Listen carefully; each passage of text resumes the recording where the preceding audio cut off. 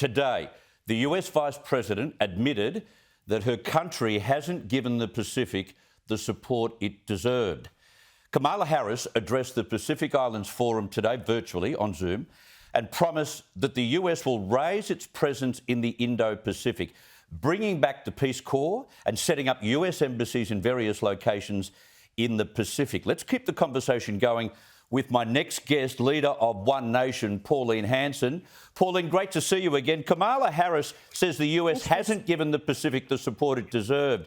Do you think that that might be part of the reason why so many of the Pacific nations are kind of getting into bed with Beijing at the moment? I think the Pacific has been forgotten about by the Americans since the Second World War. And when the problems happened with the Japan and the invasion, what happened at that period of time, Guadalcanal was taken over, so therefore they've actually lost that aspect of dealing with it. Now that China has gone to the Solomon Islands, that's raised their concern, because if they get control of Solomon Islands, they set up a military base there, it's going to affect all the international shipping. So now they're hastening to do something about it. But I think it might be too late. I really do, because Solomons have signed this deal with the Chinese. They're setting it up there. I think it's too late for them to do it. They said they're going to get some representation in Tonga and on the Solomon Islands, but with the contract being signed, I'm in grave concerns about this.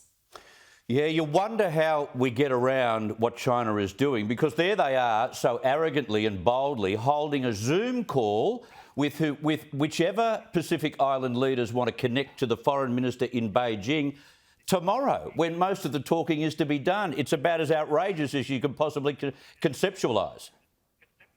Chris, I am annoyed with the leaders of these islands. We have given them aid for so many years. All of a sudden, okay, we got a better deal here. Instead of looking at who's been your friends, who supported you, who's been there for you and helping you in times of trouble when you've needed that help and support. Now, all of a sudden, because China comes along and offers you more money, they just dump us like a bag of salt.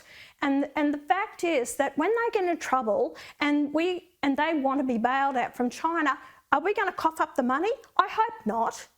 I really hope not. You make a very good point. I know it's a big problem. It is a big problem, because we need to have presence in the Pacific. But I tell you what, we've taken our eye off the ball, and so has the United States. Yeah, very true.